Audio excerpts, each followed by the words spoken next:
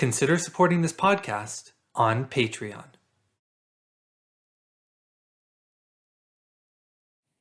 On this episode of the What is Asia podcast, I interview Jeffrey Guarneri, a PhD student at the University of Wisconsin in Madison, to talk about the images of Nagasaki as a commercial hub that were produced by elites in Japan during the 1920s and 30s.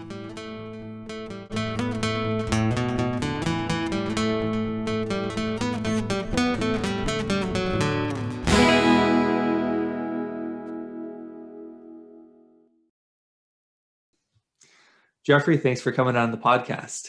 Thanks for having me. So let's just jump right into it. You talk about Japan in the 1920s and 30s, specifically Nagasaki. And I want to sort of set the scene here before we get into the specifics of your topic.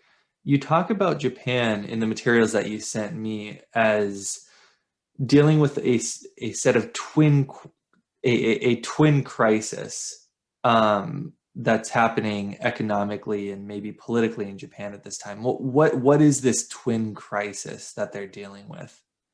Yeah, so the twin crisis I point to was, I guess, more with regards to Nagasaki itself, but it fits within this whole panoply of crises that are going on in Japan at the time. But to speak to the economic and political crises, they're very much intertwined. The economic one stems, especially in terms of the 20s and 30s, from a series of recessions that really set in after this big boom during World War I, when Japan really fully transitioned to a much more manufacturing and export-dependent economy, and what have you, during the war years to really provide for demand in these newly opened or largely vacated markets in Euro-American colonies, as well as in European and American metropoles.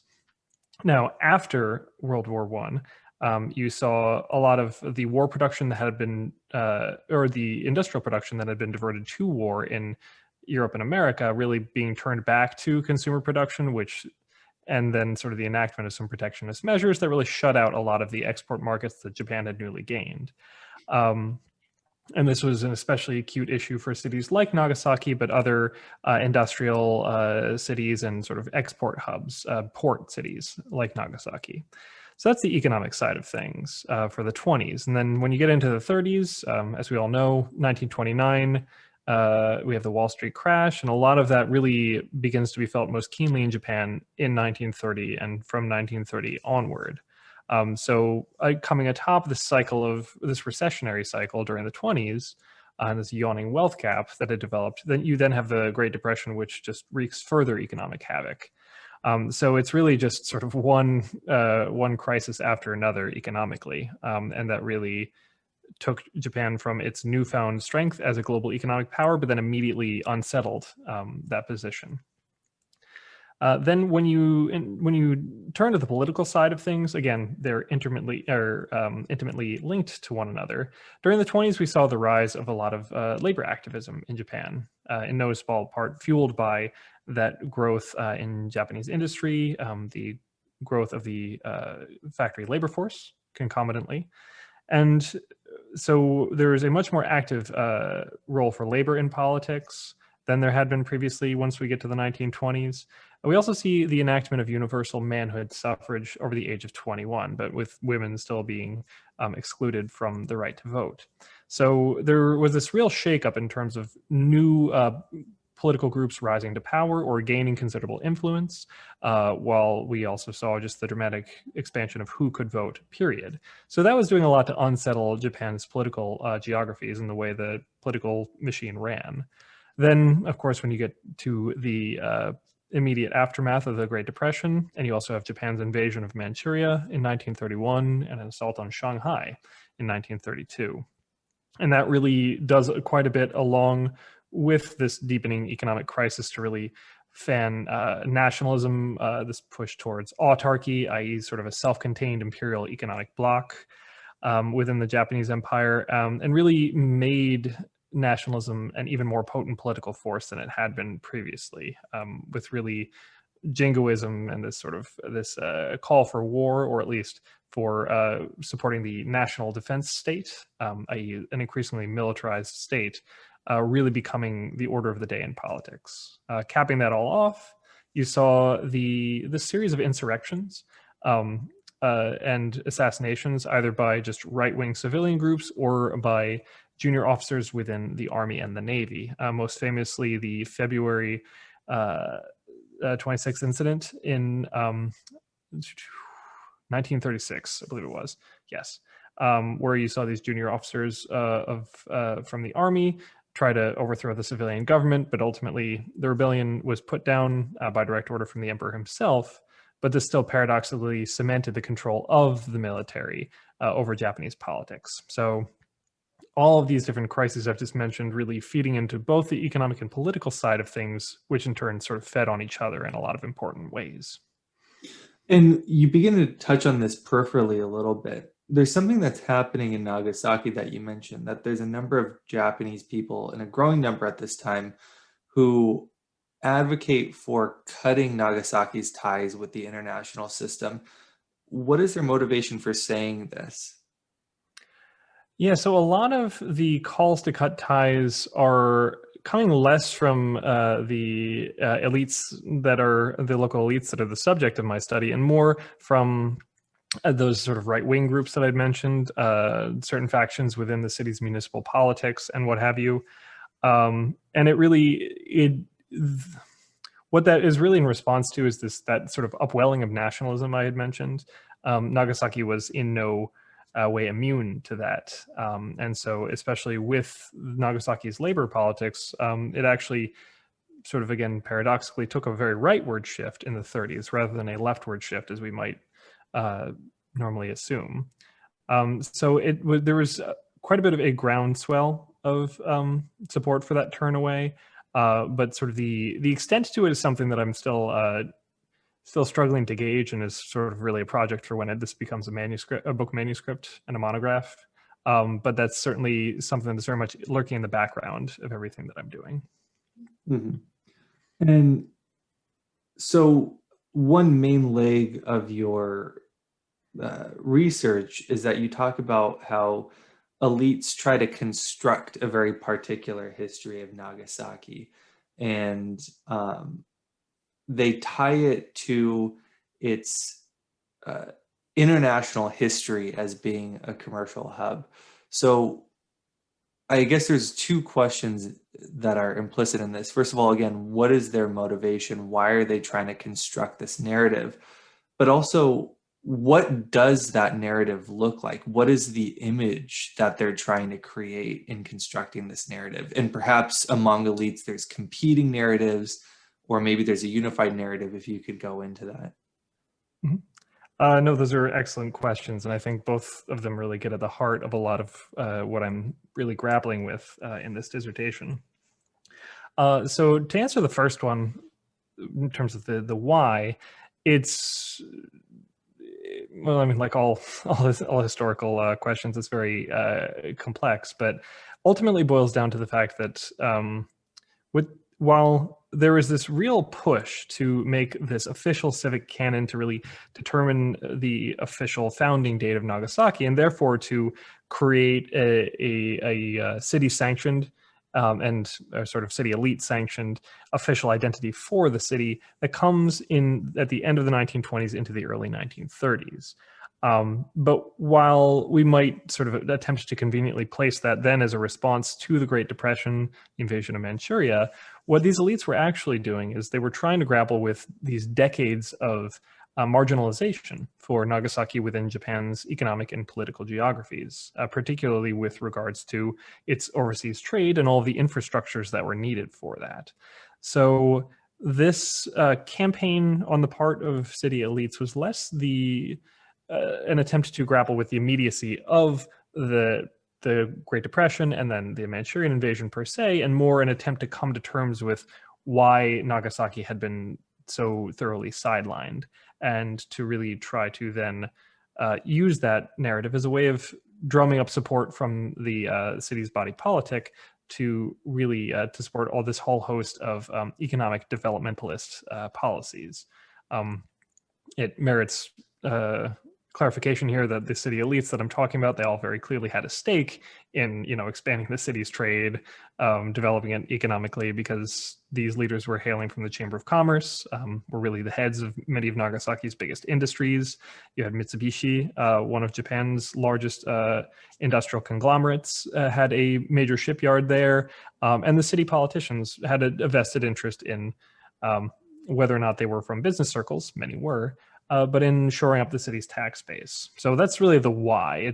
It was an attempt to really arrest Nagasaki's decline, or Nagasaki's lack of growth relative to other cities like Yokohama and Osaka, but also to gain control over that political situation, that political discourse turned towards nationalism that was spinning further and further out of their control.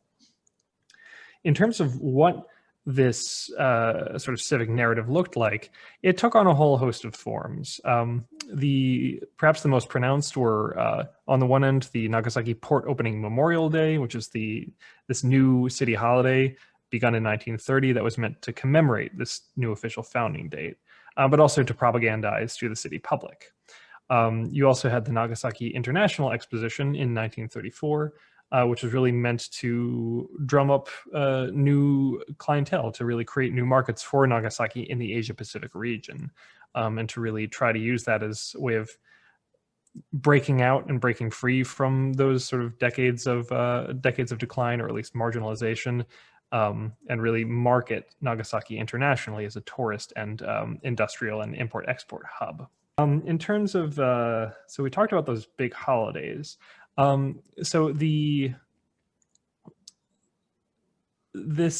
wasn't just about setting a founding date. It was also, this whole project was about really defining what Nagasaki was and what it meant to be a Nagasaki citizen, and to do so in terms of explicitly anchoring it to this cosmopolitan idea, or at least this nominally cosmopolitan idea. This was, of course, not free from empire and imperialism. It was predicated on the idea that Nagasaki was part of an empire operating within an imperial system. But very much this idea that Nagasaki was defined by its interconnectedness. And that really crept not only into sort of the publications surrounding those bigger days and events that I just mentioned, but also became fairly ubiquitous across different parts of the city's official media, from sort of the official statistical yearbooks that the city would put out, to the minutes of the municipal council, to all of the internal documents relevant to the Nagasaki Chamber of Commerce and Industry, one of the main groups that I study. But to get to your question of competing narratives, so while they all nominally shared in this whole idea of Nagasaki was open at a certain date, it was defined by a history of international connectivity, and is a cosmopolitan city different than other Japanese port cities, the different stakeholders who had a part in crafting that narrative in the first place, they all used it to very different ends, which speaks to how it was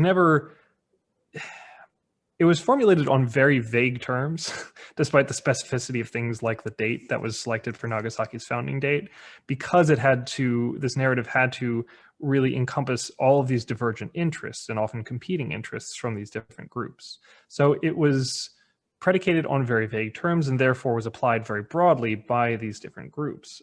For the Chamber of Commerce and Industry, it was all about economic developmentalism. For the municipal government, it was all about creating a loyal citizenry.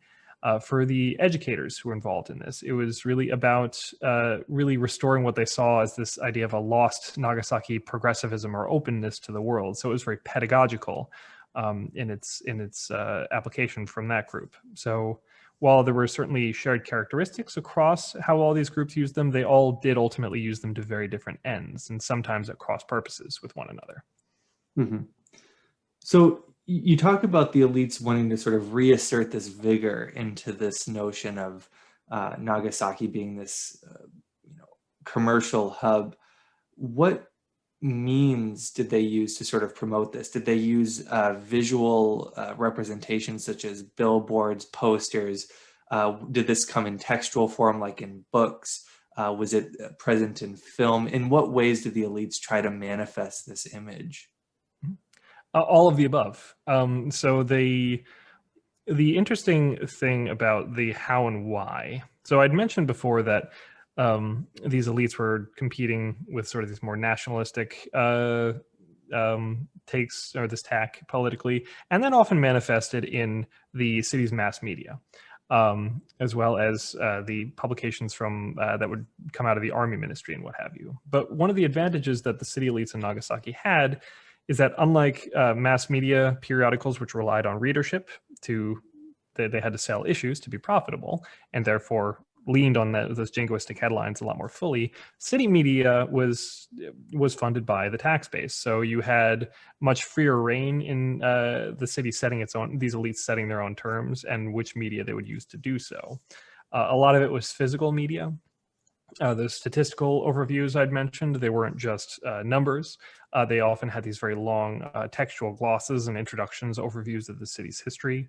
There was a very rich visual set of sources around this. These maps, Chuokanzu, or bird's eye view maps, a number of which I've collected myself, really used to visually project Nagasaki's connections overseas while also hiding a lot of the rest of the archipelago. Promotional postcards for things like just the day-to-day of the city's touristic operations to things like the Nagasaki International Exposition.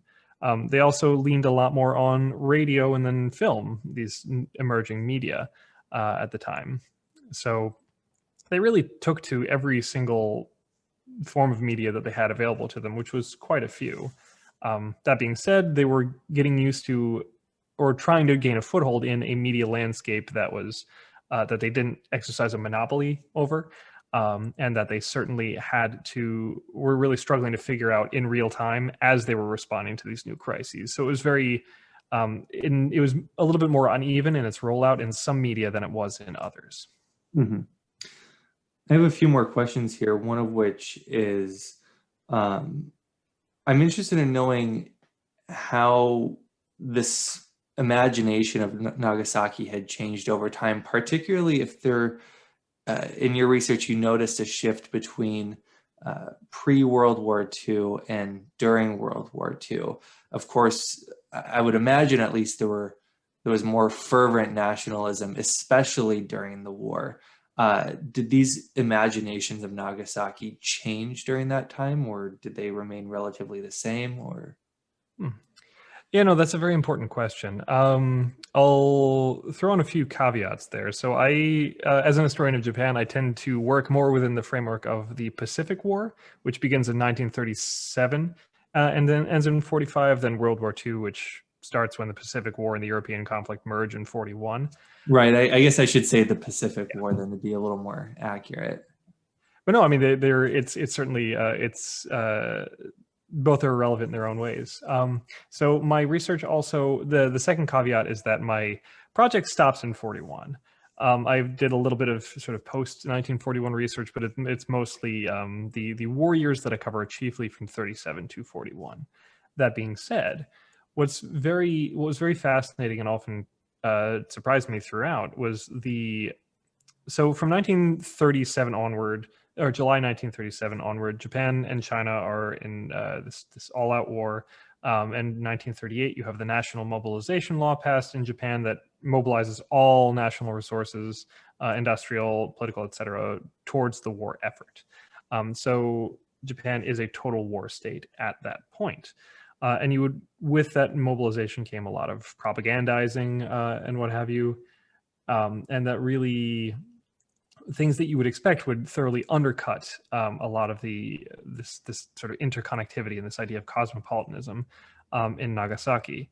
But one of the key things that ultimately mitigated against the erasure of that sort of interconnectivity narrative that I'd mentioned was two things. Firstly, Nagasaki, and especially its business community, had already seen that war could be bad for business in the past, and so they were skeptical when the war began about the long-term benefits, even if there were short-term benefits accruing to Nagasaki from shipping things out to the front.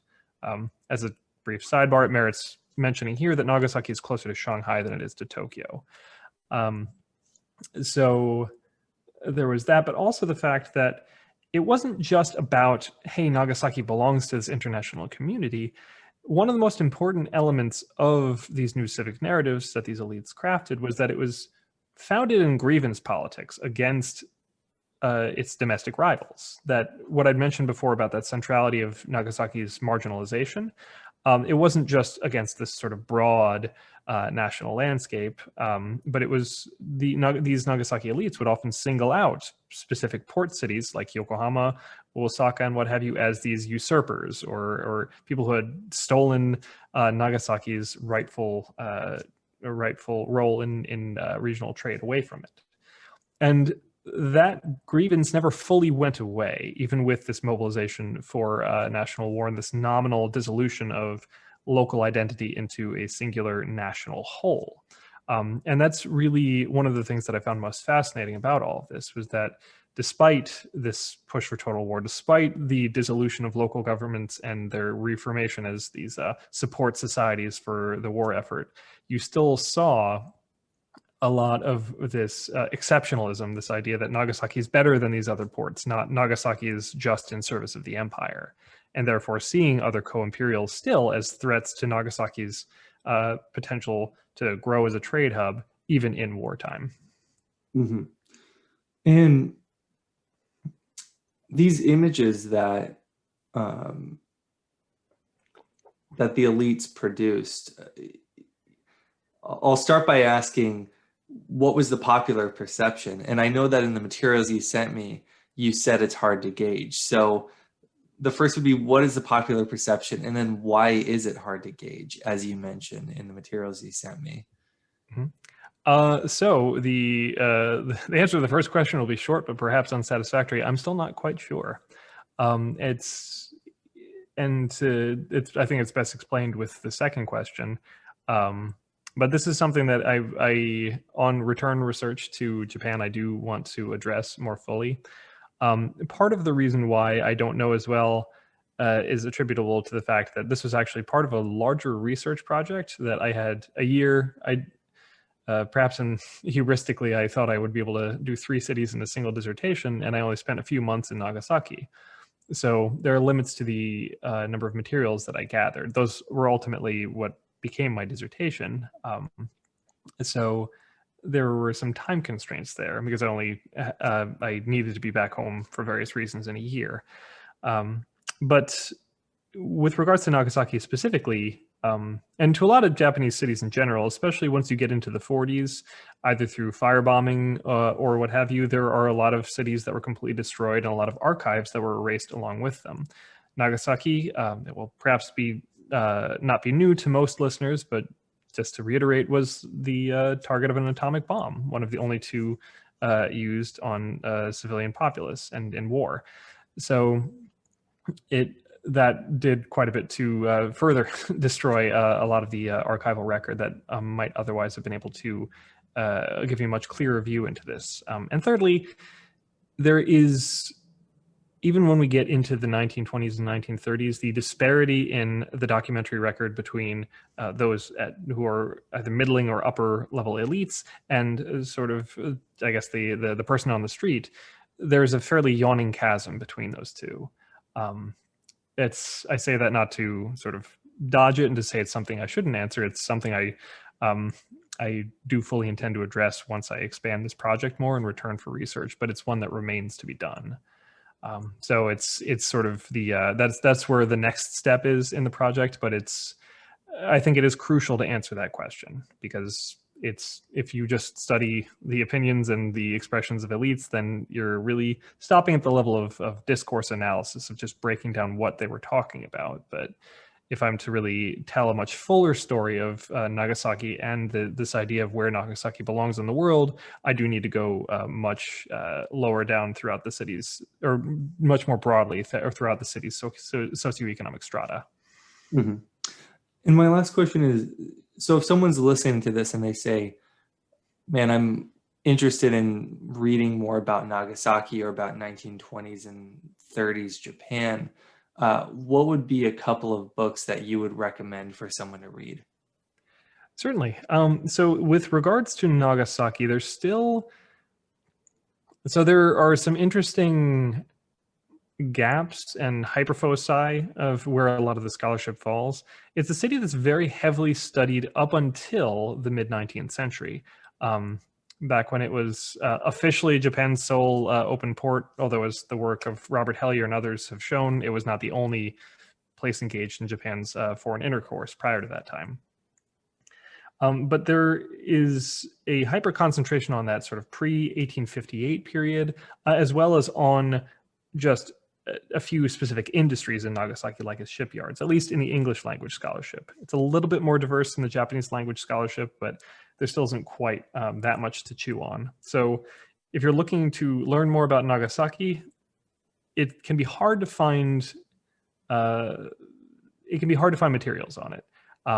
But that being said, especially if one is interested in pre-modern Japan, everything prior to the Meiji period, then there is a wealth of work on that they can consult. In terms of more Japan writ large at this time, I believe the second half of the question was about Japan in the 20s and 30s. Yeah. Am I correct?